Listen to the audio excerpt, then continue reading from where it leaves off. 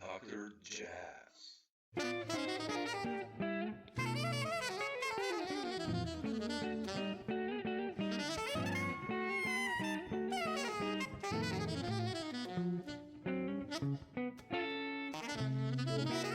Dr. But Jazz. man, thanks for finding the time. Appreciate it. Uh, Sure. I'm My I'm such a pleasure. fan. I'm a guitarist, so I have all the Abercrombie records and your records, and I'm probably the world's biggest Frizzell fan. And Schofield was my teacher also in New York, and you've played with all these guys, so I have you on all these records, and obviously your Bass Desires records. I mean, if you feel like I would love to touch some of that stuff since I have you here later. Sure, why not? But I want to start with Tramonto, and I've never got to meet John Taylor, but he's probably one of my top three favorite piano players, and one of the He, most unique voices. I mean, I've spoken with Peter Erskine about that.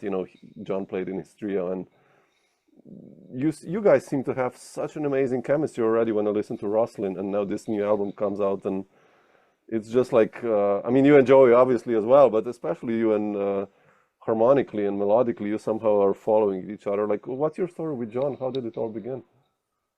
John looked for us and I think he must have been aware of some of the work Joey and I did with pianist Enrico Enrico, Pieranunzi. sure. And I think there's certain affinity there through, you know, the Bill Evans kind of conception of interactive playing and then taking it to another level and the nth degree kind of, you know what I mean? Yeah, And then John was very Taylor. He's very modern, very British somehow. I felt like, it's like Stan Saltzman and these guys kind of like, you can feel, Benjamin Britten and Walton and these other classical British composers coming through him, and then the French impressionists too, because he's very colorful in his harmonic approach and uh, this polytonality and all yeah, these things that he does, and then just rhythmically, I think we hooked up too. Uh, we all share a certain affinity for how we divide the beat. yeah, How we subdivide the beat and what gives impetus to the liveliness inside the beat. So we all feel that the same, and we have a great degree of trust about so we can take a lot of chances and stay together. You know what I mean? We help each yeah, other in that regard. Yeah. So it's a absolutely. lot of fun. It was a great experience, and I'm sorry we couldn't do more. That recording live and even Rosalind came in the early 2000s. Yeah, But my schedule got busy with other things, and we just couldn't hook up, again as a trio. I mean, I would love to. John was talking about it right before he passed away. We were going to do some more playing, and then yeah. Life we, happens. Yeah. God wanted him somewhere else. So here we are. Yeah. Did you ever play with John before, like with Kenny or someone like that, or No, I no, right? hadn't. Yeah, because I know he played with his quintet was basically with Dave Holland and Peter Erskine, right, and Abercrombie. It's like all these guys basically you played with, but I played with, yeah, we all had associations with different people. Like yeah, I played with John Sermon, for instance, yeah, and yeah, I sure. played, not too many British musicians actually that I played with, but I did play with Kenny, uh, Kenny, and but not so much. And Hmm.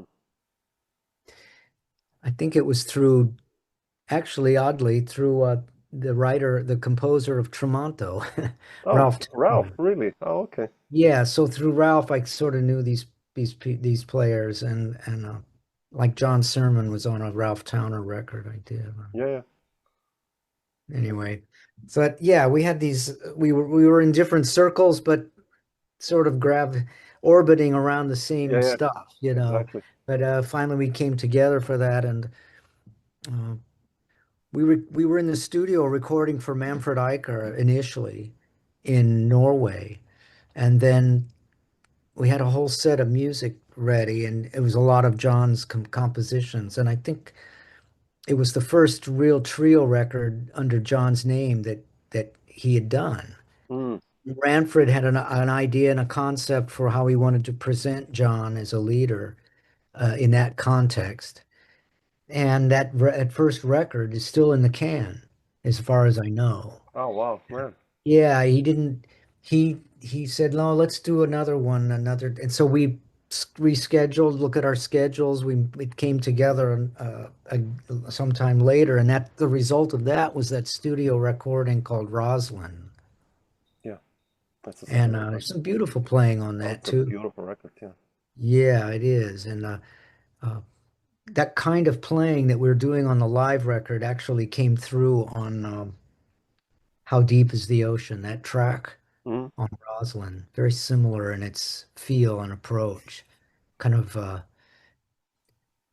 open over a stru playing openly over a structure, through a yeah, it's structure. like playing rubato, but it's not like rubato Yeah, I in mean, time. It doesn't make sense, but it's well, it's initially it starts out as just free improvisation, and then yeah, we gradually morph into the tune. John sets, but we do this whole vibe thing out in front, and then it's like calling the spirits kind of, mm, and then we arrive in the tune, and then we're off and running, and it's kind of very imaginative, and that's how I remember John Taylor is so mm. imaginative and ready to turn corners on a drop of a dime, He was not somebody afraid. Yeah, yeah, not afraid yeah. and ready to do it and had the tools and the language to make it happen. Yeah. Did you Yeah. guys talk about the arrangements? Like, also when I listen to Ambleside, like his tune, I love the tune, by the way. I played it many times. Moving like kind of major triads, those major chords, and but Yeah, like, that's how it moves, but he had a little format for it. I think there was some vamp out front or in yeah, between, like interludes between choruses and stuff. And but that it was kind of that was as much structure as we had, the tune and those vamps, and then the rest is just let's see where it goes. I love that. Yeah, Yeah. it's so cool with you guys. Like, well, also that's a swallow tune. Up to I love that tune, like pseudo blues kind of 14 bars. Like Steve's compositions are always like that. It's like what? It sounds familiar, but it's in a way it's really fresh. Yeah. Like, Yeah, it keeps you on your toes. yeah, As a player and a listener, oh as you man, can kind of grab the structure, like you said, it's a blues form of some kind, but it's got a little bump in the road there. And John really he started to go out he really was taking it out. yeah, And it's when I picked up the bow. And that's like, that's having that liberty, that freedom to do that and interject something that uh, maybe doesn't really belong there, but suddenly you don't question it. You just say, why not? And then it just goes into this other direction. yeah, yeah. So, but at some point, I think John was going for it. He was so out there for me, and I quoted, "My man's gone now." Yeah, yeah. Little tongue-in-cheek moment, but you think of those things live. I wouldn't probably have done it on a studio album, but it's in the moment, and That's the beauty of a live one, right? Because yeah, yeah. basically you're not thinking about making it perfect, or I mean, No, you are, but not really. I mean, you're yeah, this playing is in the for the moment. Yeah, normally exactly. This stuff's going out in the air. You don't think it's going to be listened to again. yeah, yeah. I have to send you like a student of mine, like a while ago, sent me this trio with John, like a bootleg from Bremen or something like that in Germany. Yeah, we were in Bremen. Yeah. You have to hear that. I mean, this is insane how you guys sound, really. Oh, Like, I'd love to hear that. I'll send it to Eliane, and maybe she can then share it to you with you. And it's really good. It's like, I mean, the sound quality. I think the radio. Someone recorded it. Like a student of mine gave it to me. He knows I'm a John Taylor fan, and he was like, "You have to check it out." And it's like, "Whew." Far out. On that gig going to Bremen, I don't know what happened. It was somewhere on that tour. and I was meeting up with them. I had to go do something else and then meet them up somewhere in Germany. So Joey Barron and John were in a car being driven by somebody. I don't know. They were in a van, and it was in those days, uh, the navigation systems were brand new, and so they were doing this whole and very, and you can imagine. I mean, the German technology is a very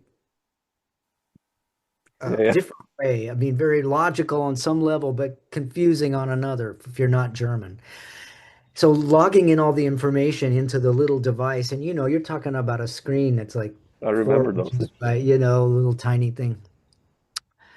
And they put in the location where they wanted to go, but I guess they didn't do it quite right. And there were two towns in Germany with the same name.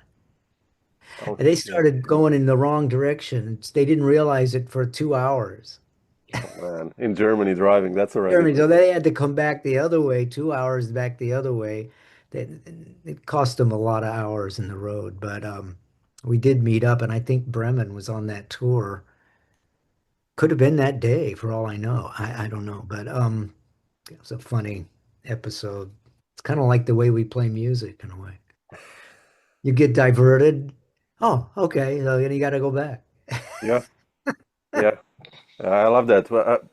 John was so good with that. I really, I mean, you obviously as well, and your connection with Joey. I love Joey in this regard as well. Like he's just Oh, like, yeah, he's man, incredible, and he's just he's freewheeling, but he's always right there, yeah, listening, listening, listening, always giving you the next great piece of accompaniment or instigating something or I like that. Yeah, yeah. he throws a bone and it's like, okay, come on, will you grab it? Yeah, usually Yeah. someone does, and it's like, okay, it's amazing. Yeah. But Mark, I wanted to ask you, like, do you still also write music? I know those tunes that you've written, like, Samurai Hee Haw and Hymn for Her. Written out lead sheets of those tunes, and those are almost like standards in my vocabulary. Like Hymn for Her, that's such a beautiful tune. Uh, Yeah. I mean, are you still composing nowadays, or? Not so much. I don't, I never thought of myself as a composer. Again, it Oh, was just kind of if there was a project that I had enough belief in to gather the right musicians together, then I would write for that occasion, mm, try to come up with some material and to present those musicians together. The two guitar record with Matheny and Frizzell oh comes yeah, to mind. that's monster, Yeah. beautiful. Yeah, And here and there I've written some music for some other groups that I was presenting, but again, I don't think of myself as a composer really. I think interesting. composers really work at it and they do it. You you You know, you sound like Steve Swallow. I did this talk with Steve, and come on, Steve is like a really good composer, at least in everyone's. And he's I written a lot of tunes. He yeah, writes a lot. There's somebody who's I would consider a composer. but You he go, said the same. He said like compared to Carla, I'm like nothing. I was like, come on, man, you're like well, okay, there's levels and levels, aren't there? yeah, interesting. Yeah, but what is it about? Many people see you like, of course, the Bill Evans connection, but I always saw you maybe because I'm a guitarist, like your love for guitars. I always associate you with guitarists, Well, you know what and happened it's in the mid 80s or early 80s when I was afforded an opportunity to present a band. how did that happen, by the way? You becoming a band leader? Well, I'd come out of the Bill Evans thing and then the Stan Getz quartet. And I was around New York in the early 80s then and going around to some of the clubs and there was a vibrant loft scene in those days still.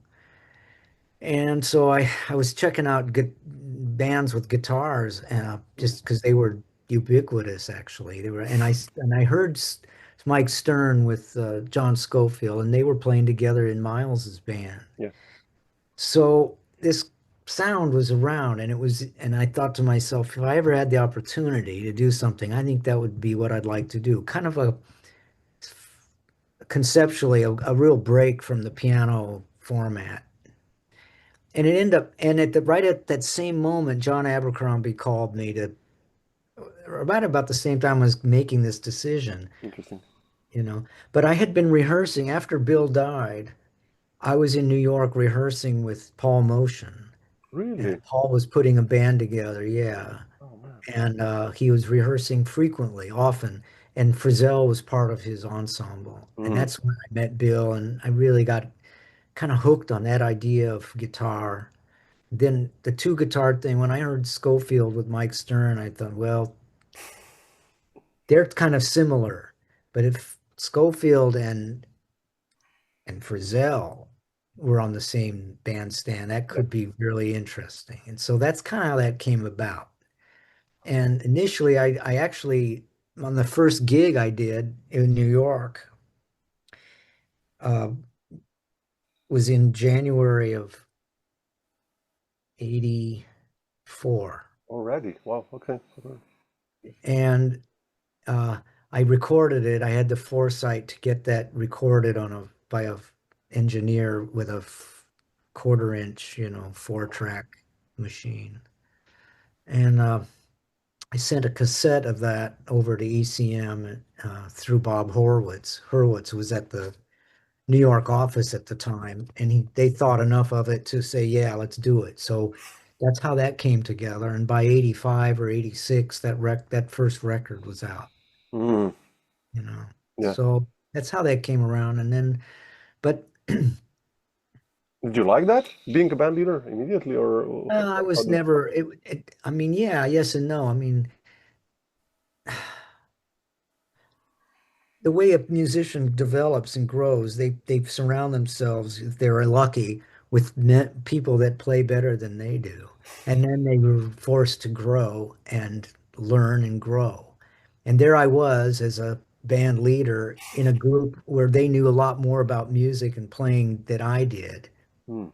So I was aware of it, of course, but you have to rise to the occasion. And so I had the opportunity to play with these guys, make music with them, but I was never, would you say, totally comfortable in the Interesting. role, Well, So I never, in a way, the way I presented it was more of a cooperative band.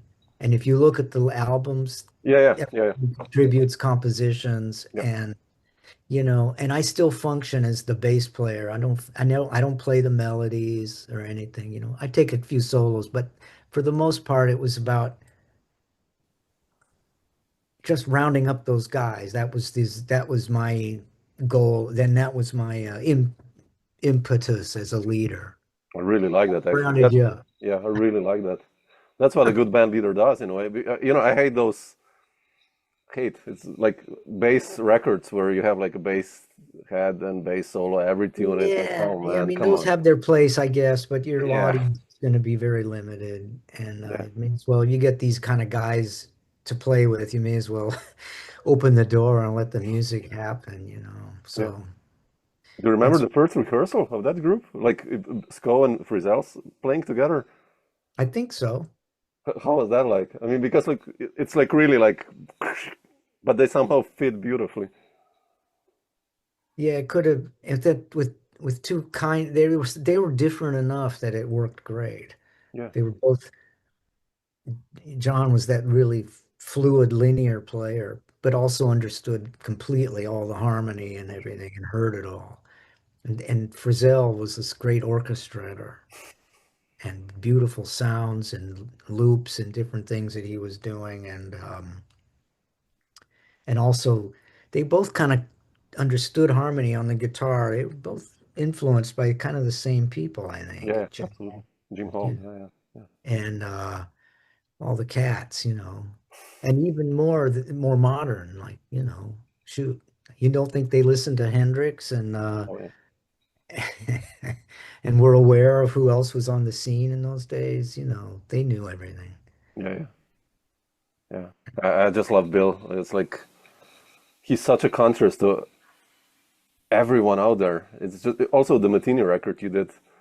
It's just so perfect what he does. It's he plays a sixth or a fourth, like a Yeah, comping. It's like, man, it's why? true. Yeah, it was fun. A lot of fun to play with those guys. And Yeah, again, those projects had their moment in the sun and then had to move on, to move on, yeah, do other things. So that's kind of, but in the 90s, I also did some trio stuff with percussionist Arto yeah, Tunçboyacıyan, yeah. With two Ben and different guitar Wolfgang. players, Ben Yeah, Monder, who's gone on to be, he's a wizard on the oh guitar, man, my hero. and Wolfgang Muthspiel, who came out of Graz. Yeah, yeah, exactly. We're friends with Wolfgang. I know him, so greetings, by the An way. amazing, great guitarist, amazing. And you Again, kind of those guys were so young back then, right? You kind of almost like took them under your wing in a way, like. when you're talking I mean, Ben was almost like starting like some of his first records. I think it was with you actually, the Right Brain Patrol. Wolfgang, No, maybe Ben's, Manders. Ben Monder, that Yeah, could be. Yeah, I may have been one of the first to give him some kind of I don't know, chance. exposure Yeah, on a larger field, international field. But he was destined to have big career. I mean, as big as he wanted. You know, very special, interesting, huge hand. yeah. Made these incredible voicings that you don't hear every day, I know. Yeah, and deep, really incredible music. yeah. I ordered his compositional books and just playing that music, and man, that's like Imagine. yeah, 21 pages of constant changing rhythms, and it's like, man, how do you do that? Why do you do that, first of all? But okay, how do you do that? It's like Yeah, why is the one always that question? But really, he impressive. creates these amazing layers and Yeah, spheres of sound and vibes, just this incredible soundscapes and things. yeah, And yeah. What about John Abercrombie? Like, what's your story with John? Like when? well, John hired me right then when I was getting out of the Bill Evans, Stan Getz Yeah, groove and it offered me this opportunity to play with him and Peter Erskine. yeah. That's the first time you also played with Peter, or did you play Yeah, with Peter? first Yeah, right. time I played with Pete, and I knew of Pete through the Weather Report Yeah, stuff. I knew he and his even before his big band experience, and he was a complete musician. I learned a lot playing with Pete. I learned about, it's the first time I felt what a backbeat really felt, what's supposed to feel like, that kind of solid, uh, it still swung, and he somehow was able to make a straight eighth groove feel like it's swinging, and hmm, that was a revelation. And uh, well, uh, the openness of guitar trio format was great for me too. I said, "Wow, I can hold down the fort, but I don't have to yeah. Especially with John. Yeah, because of all this space. You can play." So at times we were soloing and accompanying at the same time. We're constant, always soloing and never soloing. yeah, yeah, yeah. Is what Joe Zawinul called Weather Report. But that's kind of sometimes that felt what it felt like, especially on the standards. Like we play a standard, you wouldn't recognize it. Yeah. Like Alice in Wonderland, how you always play that. Man, that's so beautiful. Yeah, that was, we could explore those things. And again, that trust thing was there so that even if you lost, if you lost your mates or they lost you, we were all comfortable enough to come together again at some point. Yeah, yeah, yeah, So, not that we were ever dropping the beat really, but it was obfuscated to such an extent that once in a while, where am I? yeah, yeah, yeah, yeah. It's so beautiful. Like I love how also John, your connection with John, melodically Abercrombie. Like Well, You guys were a perfect fit.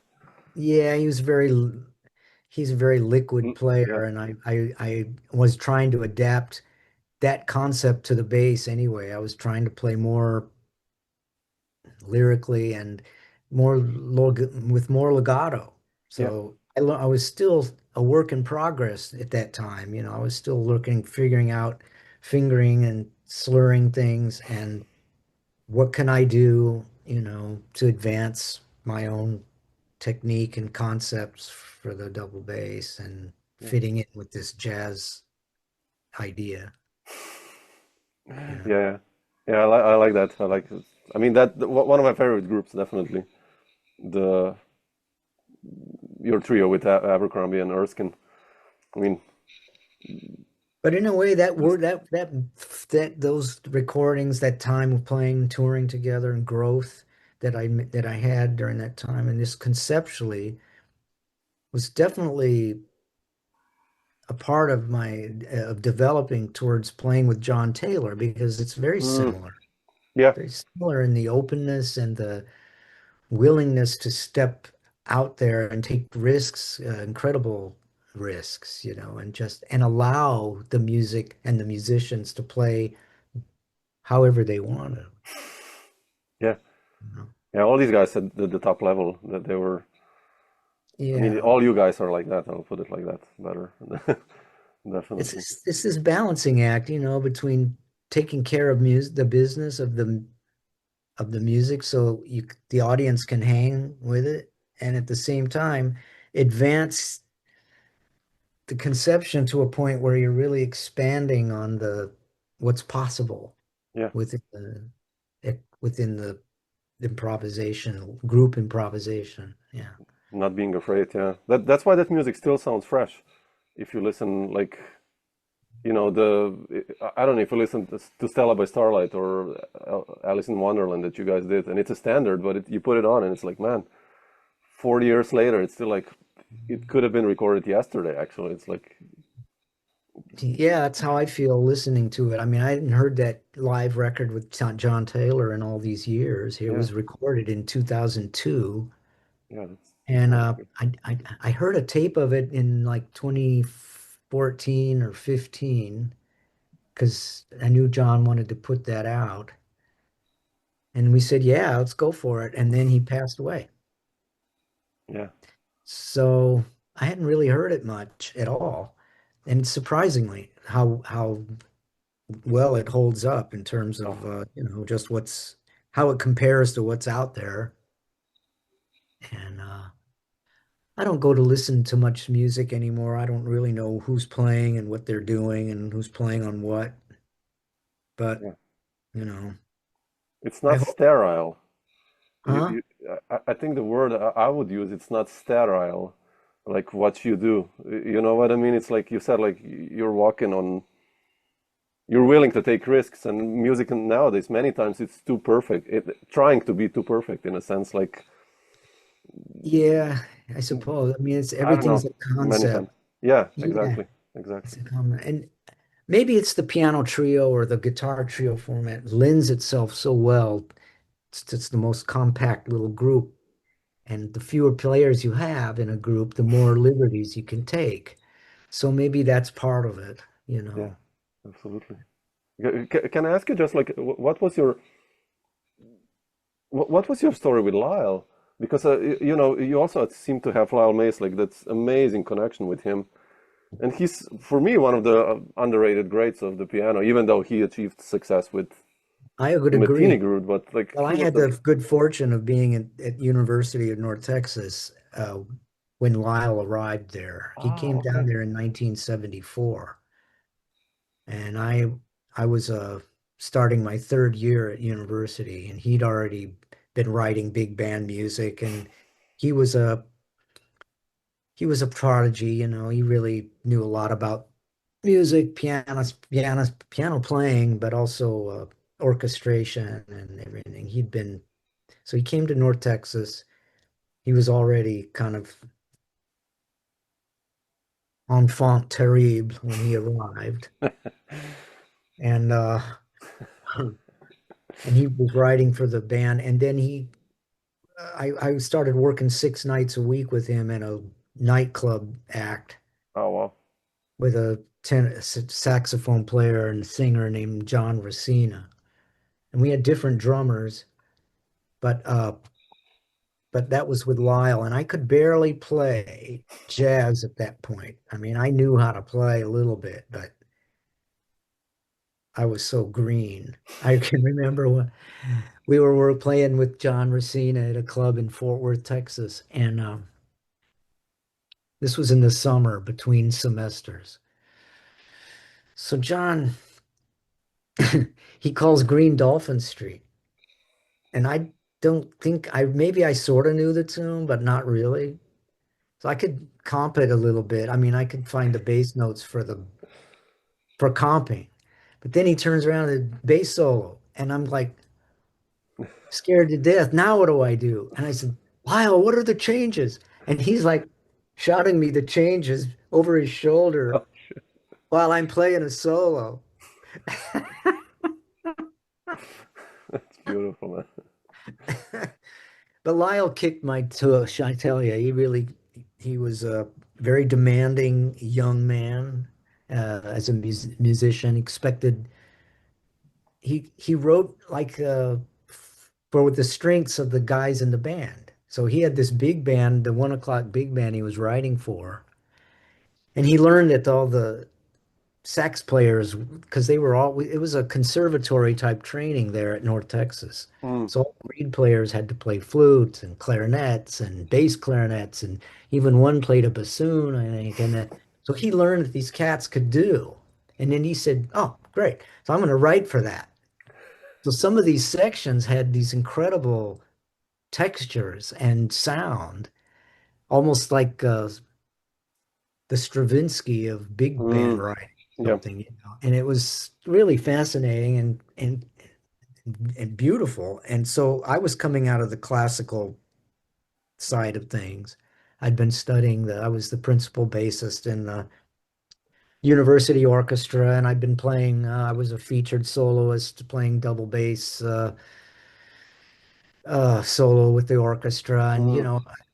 learning the double bass solo repertoire and stuff like that. So I had a good technique on the instrument. I could play melodically and play well in tune and that kind of thing. Mm. He knew that and was writing parts accordingly that would demonstrate, But I was also having to play electric bass in Oh, the band. really? In those Okay. days, I was playing electric. If you go back and listen to Lab 75, Okay. I don't have that one. Okay. I'll yeah, write you it can down. find it on YouTube, I think, called Lab 75. Cool. It's all Lyle's writing. Wow. Okay. He arranged a Chick Corea tune on that record, but all the other stuff is his own compositions. So, uh, and if you imagine 1975, what was going on in the big band world, I mean, it Sure. was pretty adventurous what he was writing. Well, to check it out. Yeah. Yeah. So Yeah, like that was, Street Dreams and Lyle Mays, those Geffen records, man, they are so beautiful with you on it. And Billy Drews and yeah, Adele, that's obviously. Lyle was, So I, nice, man. so that association in school, he kept it live. And when I joined Bill Evans, it was a big, he couldn't have been prouder to be, Mm. for Tribute. me. And the association, him as continued. And sometimes he'd bring me up to Boston and we'd hang out at his pad, and he wouldn't sleep for 72 hours. He'd be writing music, and we'd be playing chess, and we went golfing one day, and we'd be rehearsing. I mean, it was a hang, Yeah. and we kept that kind of friendship and for a while, even though he was busy with Pat Metheny. When he had time off from Pat, he'd be doing one of his own projects, and so he'd hire me to do it. Yeah. And somehow in the early 90s, he moved to Wisconsin, and my first wife and I had just moved there too, and she took a gig at the University of Wisconsin. So we happened to be within about an hour's drive of each other Mm. Okay. for about a year. We saw each other a little bit then, and he put another group of musicians together, and we went on the road. I think it was with Bob Shepard on tenor Oh yeah, and Mark Walker, right, on drums. and Mark Yeah, Walker. yeah, Yeah. yeah. It's a nice And group. there's a live album of that group from Germany, I German, think. yeah, I have that one. It's beautiful, man. Isn't that something? Oh, It's really well recorded, but yeah, yeah, yeah, the music's really great. And Lyle was really at a peak, I think. He was really playing so well. yeah. Such a unique voice. I mean, Yeah, compositionally and piano, like yeah. amazing. Yeah. But his music was always a little more, maybe it's because he was such an arranger and composer. It was a little more confined. I mean, I don't think he wasn't that kind of, I don't remember doing the kind of explorations that I did with Abercrombie, for instance, or even John With Taylor. him, yeah. Yeah. Interesting. But maybe I didn't know enough yet. Yeah, So, it's not much stuff with him also opening up or playing free in a sense. Yeah. Also within the Martini group. I mean, they did some stuff actually, the Imaginary Day and some other stuff. But yeah. yeah, Anyway, interesting. Yeah. Uh, Mark, not to take too much of your time, like I just wanted to ask you one thing. Uh, w- w- what are some of the most important lessons you learned from Bill, actually, Evans, and musically, and being an accompanist? You know, his basis before, like starting with Scott LaFar and everywhere. Like, well, I think how did you see that? one of the main things I think as an accompanist, I was already kind of had a more mature concept for accompanying then, and oddly, because of my experience in the orchestra, Hmm. you know, um, listening and providing the right note at the right time, trying to do that Yeah. thing. Uh, but I think for the most part, what I learned from Bill was I gained more confidence, of course, but a level of concentration that I hadn't experienced before. Hmm. It's very focused concentration. Uh, and then playing with more affirmation, I think that came through as a result. And you know, just in general, I was still trying to develop a sense of a melodic vocabulary. Hmm. Interesting. I was still pretty green when I joined Bill, you know. You're like early 20s, right? Or something Huh? like you were like in your early 20s, right? Or Yeah, fairly early. yeah. I'd been out of college for 2 years, Hmm. you know. But I mean, fortunately, I'd come through the Woody Herman experience, which That's was important, yeah. was very demanding. Uh, uh, I I gained more endurance as a physical endurance, but also concentration there. I don't think I could have played Bill's gig if I hadn't come through that, you know. But I was more confident when I got to Bill's gig, and then I realized that I still had a lot more to learn, and my time got better. My feeling of centered pulse, internalized pulse got stronger, and I just melodically I was still growing. I was still trying to figure out how to play on, how to blow basically when I had the opportunity. Sure. I was still, you know, Interesting. developing. Yeah. Anyway, Yeah. I was a yeah. that's a never-ending quest, by the way. That never stopped. That's good to hear from someone like you. So that's always encouraging for me. Like really, then I'm like, okay, shit, it's good. Yeah. Yeah, I saw Schofield last year. He played a duo with Dave Holland in Ljubljana, and I went after the gig to John. And I was like, man, you killed it, man. It was amazing. You know, like they really and They played well, yeah. yeah. And John was like, man, yeah, I sucked, man. And like Dave is kicking my ass every evening. I'm like, man, what are you talking about? Like, Yeah, I have to And practice. I was like, okay, shit. If he says, then okay, then that's good. Like there's still hope, you know. But I remember hearing Dave with Sam Rivers. mm, I was on the road with Bill Evans at the time, and they were doing, I had a night off, so they were playing at the Keystone Corner in San Francisco. I went by to hear them, and I was floored, you know. I mean, I was already a fan of Dave Holland's, but I it's pretty amazing. It's yeah, so solid and clear, you know, such a clear voice from the double bass. mm, yeah. Also compositionally, Conference of the Birds, man. Ooh, Yeah, I mean, just great, that's like, beautiful player yeah, and musician. yeah. Uh, Mark, are you still planning to go on the road somewhere in the future? Like, are you guys still coming to Europe with Eliani, or what are your plans like Yeah, we're coming in playing wise? October. We're not doing too much. We're going to do a gig in Poland, Hmm. in Oh yeah, Poznan, beautiful. and then we'll be in Istanbul for a festival there, the Akbank Festival. Yeah, And then we'll be in Spain for two gigs and around Madrid. And it's with the Brazilian quartet. yeah, yeah. That's a beautiful record, the last one. Yeah, we'll be Awesome. doing that stuff. And um,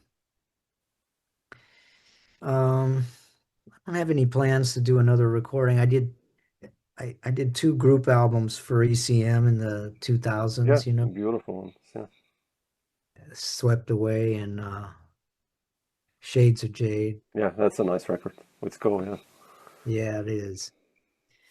And I did a solo bass project, came out a couple of years ago. yeah, yeah. Freedom Jazz Dance. I love that version on that. Like, Oh, woo, thank you. do do do do do do do do do. That's so cool, man. I was so surprised you chose that tune. Actually, I somehow didn't. But Yeah, well, bass players have done that, you know. I mean, I first heard Miroslav, Miroslav, yeah, but Ron Carter was playing it on the original Miles Davis track. But before that, anyway, it's been around a while, right? yeah. That and bass players have tried to tackle it, and it was always one of my, you know, exercise pieces to try to, you know, play over the cross the strings. Those fourths were always a problem for It's me. so So, heavy, man. Yeah, yeah.